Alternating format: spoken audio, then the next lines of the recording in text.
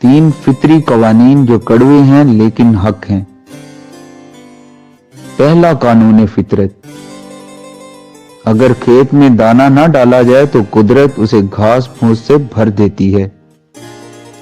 इसी तरह अगर दिमाग को अच्छी फिक्रों से ना भरा जाए तो कज फिक्री उसे अपना मस्कन बना लेती है, यानी उसमें सिर्फ और सिर्फ उल्टे सीधे ख्यालात आते हैं और वो शैतान का घर बन जाता है।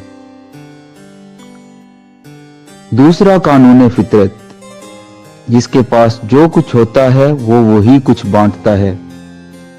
खुश मिजाज इंसान खुशियां बांटता है, गमज़दा इंसान गम बांटता है, आलिम इल्म बांटता है, दीनदार इंसान दीन बांटता है और खौफज़दा इंसान खौफ की तिजारत करता है।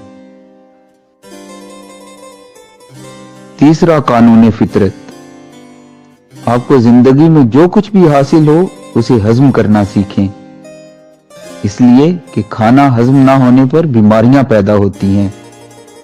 मालो सरवत हजम ना होने की सूरत में रियाकारी बढ़ती है और बात हजम ना होने पर चुगली और गीबत बढ़ती है। तारीफ हजम ना होने की सूरत में गुरूर में इजाफा होता है और मुजम्मत के हजम ना होने की वजह से दुश्मनी बढ़ती है। गम हजम ना होने की सूरत में मायूसी बढ़ती है। इक़्तिदार और ताकत हजम ना होने की सूरत में खतरात में इजाफा होता है।